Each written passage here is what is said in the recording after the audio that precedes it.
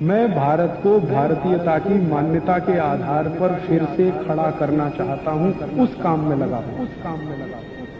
एक और कहानी मैं सुनाना चाहूंगा आपको कि ये यूरिया, डीएपी और जहरीले कीटनाशकों का क्या दुष्परिणाम होता है। मैं एक बार गया था केरल के जिले कासरगोड में।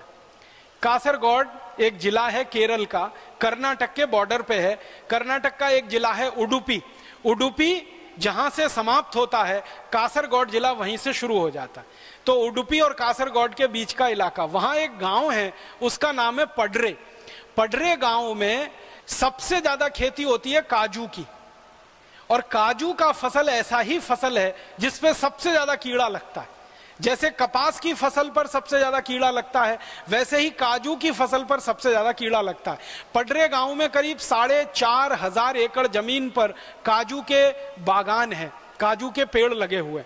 तो उसमें क्या होता है, 20 साल से वहां के किसान जो काजू की खेती करते हैं, वो एक हेलीकॉप्टर किराए पे लेते हैं और उसमें जहरीले कीटनाशक जिसका नाम एंडोसल्फान है, वो हेलीकॉप्टर में भरा जाता है और पूरे गांव के काजू के पेड़ पर जो 4,700 एकड़ में है वो छिड़का जाता है एंडोसल्फान, 20 साल से लगातार।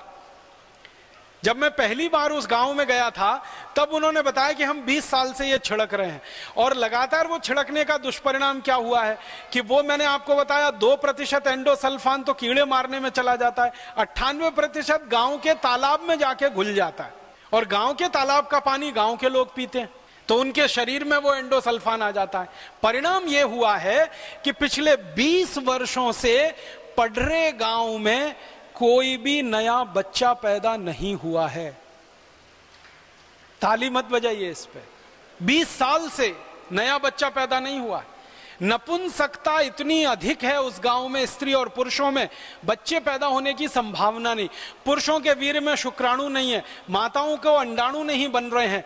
और उस पर रिसर्च करने के लिए Indian council of medical research की जब टीम गई, एक बहुत बड़े वरिष्ठ डॉक्टर के नेतृत्व में, डॉक्टर मोहन कुमार उनका नाम है, उन्होंने जब पूरे गांव के लोगों का ब्लड सैंपल लिया तो पता चला कि गांव के लोगों के खून में एंडोसल्फान नाम का कीटनाशक घुस गया है, और जितना मनुष्य की सहन करने की शक्ति है, जिसको हम टॉलरेंस लिमिट कहते हैं, उससे 40 गुना ज्यादा है।